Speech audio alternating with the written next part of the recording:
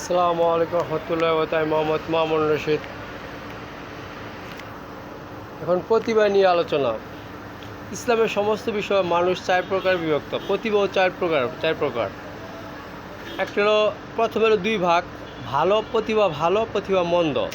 প্রতিভা ভালো কেবল দুই ভাগ, আর প্রতিভা মন্দকে দুই ভাগ, এভাবে চার প্রকার করা হয়েছে মানুষকে।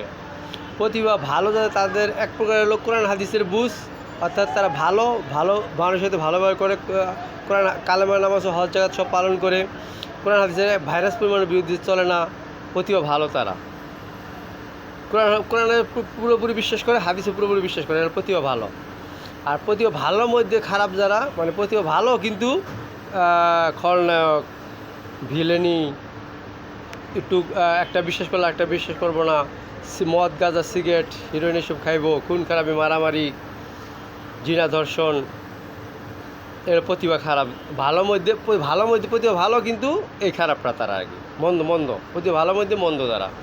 আর প্রতিভা খারাপ যেটা, এটা আবার দুই প্রকার। প্রতিভা খারাপের মধ্যে আবার আছে নামাজ পড়বো, কোরআন হাদিস ইসলাম মানছে, তা বেঁচে যেতে পারবো। প্রতিভা খারাপের মধ্যে কিন্তু এই ভালোটা আছে, প্রতিভা ভালো না কিন্তু মানে কাজকর্ম অকেজ, অনেক দিকে প্রতিবন্ধী আছে, অনেক দিকে মানুষ মুসলমানের মধ্যে প্রতিবন্ধী আছে কিন্তু নামাজ আল্লাহ বিল্লাহ করে দেখেন। আর প্রতিভা খারাপের মধ্যে আবার খারাপ আছে, প্রতিভাও খারাপ আবার মন্দ, মানে কত কত বড় মূর্খ বুঝছে কথাটা। এই চার প্রকার, ঠিক আছে না? আল্লাহ হাফেজ, আসসালামু আলাইকুম রহমতুল্লাহ।